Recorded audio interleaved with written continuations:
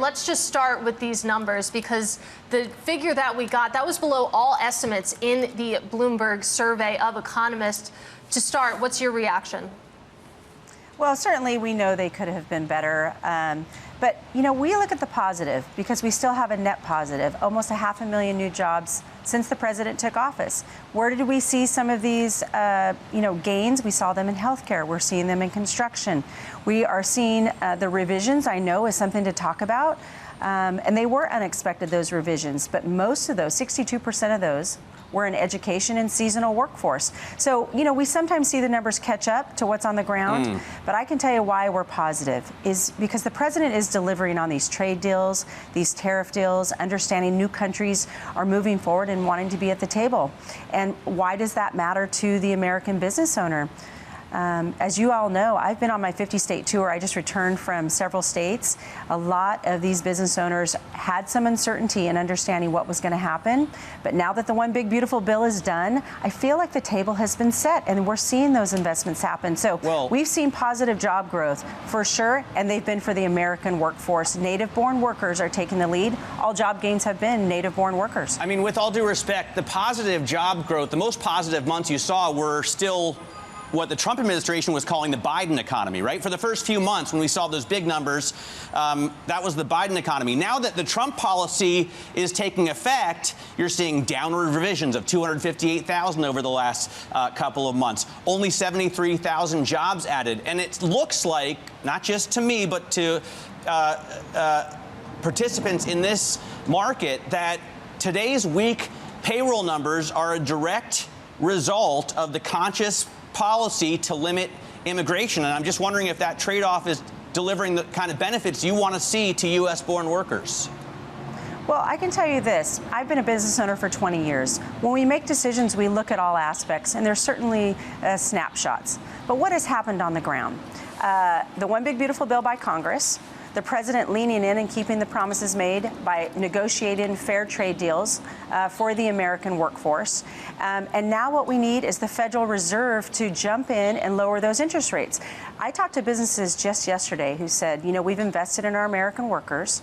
We're paying attention to our facilities. We're wanting to invest and borrow more money. But they're concerned with borrowing that more money. So that's another leg of the stool that can be done. We should all be rowing in the same direction. But is it the only leg of the stool that matters, Madam Secretary? Because we had a 3-month run rate adding 150,000 jobs. And now that those policies that this administration has put into effect are active, we're looking at a 3-month run rate of 37,000. So it's drastically fallen. And what it looks like is the policies that you're putting into place are reducing job growth. Strong job growth has happened, 3.9% over the last year. Consumer confidence is up. Unemployment is holding steady. Again, almost 500,000 new jobs have been added since President Trump has leaned in. I can tell you this, it's not the only leg of the stool for interest rates, but it's one of the important legs right now, because as businesses now know that the table is set with the One Big Beautiful Bill, they know that they can have the write-offs for their businesses. They understand that they will have the skilled workforce. My job on the ground is to provide that workforce. They're asking me, and I'm asking them to invest in their workers, invest in their companies, invest in their businesses across the country to grow this economy, and that's what they're looking for now. They want those interest rates down, and you know, Jerome Powell should do that. The president has leaned in for a reason, and that's to keep those promises that he made. We're going to continue to see over time those numbers go up. But what we have seen, federal jobs have been down. That's what the president promised. We've seen local economy. We've seen 84% of the job growth has been in the private sector. Why? Because the president has said that he is investing in the American worker first.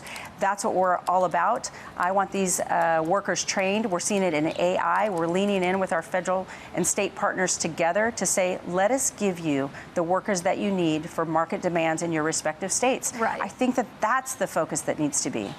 Well, Secretary, I want to talk about some specific industries here. One of the interesting stats out of this numbers report is that without healthcare, actually the last 3 months of payroll gains, it would have been negative in May, negative in June, and negative in July. And then you take a look at manufacturing, shedding another 11,000 jobs. You take a look at the 6 months change, shedding 28,000 jobs. What are the specific policies that the administration has and is putting in place to revive the manufacturing sector? Because so far it looks like it's continuing to shrink.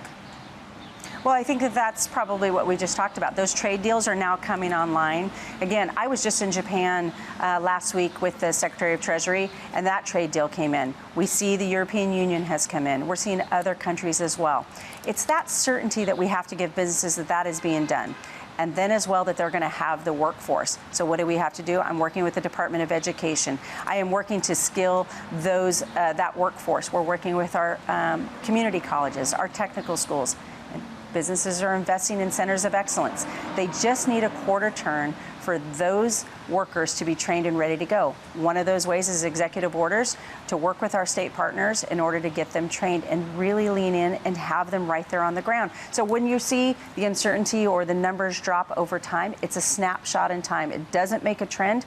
We're seeing it over time. The president has this right. The American business owner is believing in what they see. And now with this one big beautiful bill, and if interest rates drop, I think that you're going to see more and more investments. I really couldn't be more clear when I'm talking to these business owners on the ground. I've visited 20 states. They are all excited. They all understand their marching orders now, and that's to invest in the American worker, and we're going to continue to double down and do just that. Well, it does look like we're going to see interest rates cut at the next meeting. At least the market is pricing that in, Madam Secretary, and we're looking at rates drop really across the curve.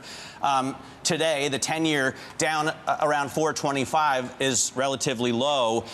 With that backdrop and the tax policy of the one big beautiful bill and the deregulation that this administration has promised, what kind of jobs growth do you expect us to get back to this year?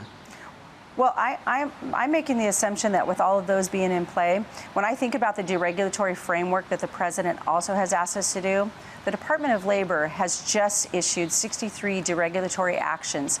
In Trump administration 1, 30 deregulatory actions were done over the 4 years. We've already done 63 in the first 6 months. And we're going to be looking to our companies to weigh in on this, because what does the president want?